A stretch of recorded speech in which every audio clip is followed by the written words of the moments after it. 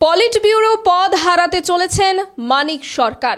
সিপিএমের তৈরি বয়স বিধি মেনেই হতে যাচ্ছে এই বদল।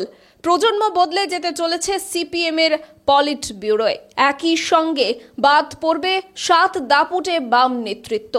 শুক্রবার থেকে শুরু হচ্ছে সিপিএমের পলিট ব্যুরোর বৈঠক, আর তাতেই চূড়ান্ত সিদ্ধান্ত গ্রহণের মধ্যে দিয়ে 7 জন সদস্যকে পলিট ব্যুরো থেকে বিদায় দেওয়ার প্রস্তুতি নেওয়া হবে। নমস্কার, দেখছেন খবরের প্রতিবাদ। আমি শতরূপা। এই মুহূর্তে আপনাদের সঙ্গে আরও একটি গুরুত্বপূর্ণ আলোচনায়।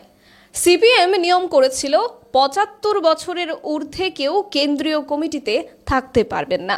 কেন্দ্রীয় কমিটির সদস্যদের মধ্যে থেকেই সর্বোচ্চ নীতি নির্ধারক পলিট ব্যুরো নির্বাচিত হয়।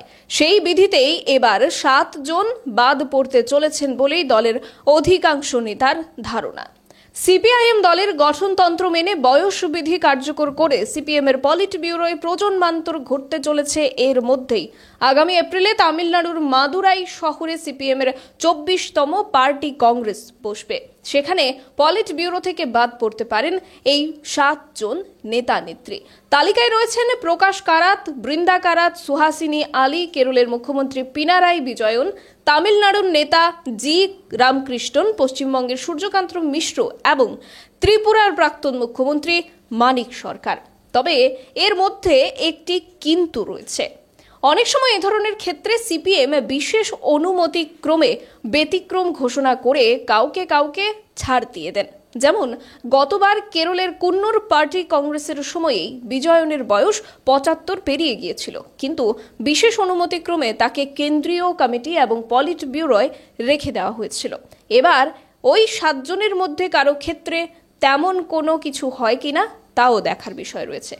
বেশ অনেকটা সময় যাবৎ একসঙ্গে এতজন নেতা নেত্রীর পলিট ব্যুরো থেকে বাদ পড়ার সম্ভাবনা তৈরি হয়নি দেশে। তাও আবার তারা যে সে নেতা নেত্রী নন, এক একজন যথেষ্ট সুযোগ্য এবং প্রভাবশালী নেতৃত্ব বটে।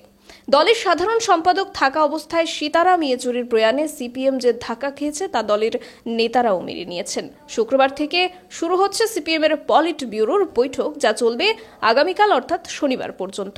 রবিবার এবং সোমবার হবে কেন্দ্রীয় কমিটির বৈঠক, আর সেখান থেকেই অন্তর্বর্তী সাধারণ সম্পাদক হিসেবে কাউকে দায়িত্ব দেওয়া হতে পারে।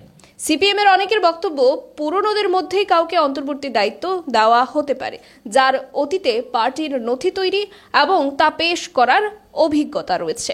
এবার পরবর্তী সাধারণ সম্পাদক কে হচ্ছেন, আর ত্রিপুরা রাজ্যের প্রাক্তন মুখ্যমন্ত্রী কে পলিট ব্যুরো থেকে যদি বাদ দেওয়া হয়, তবে পরবর্তীতে দল ওনাকে কোনো নয়া দায়িত্ব দেন কিনা সেটাও দেখার বিষয় রয়েছে।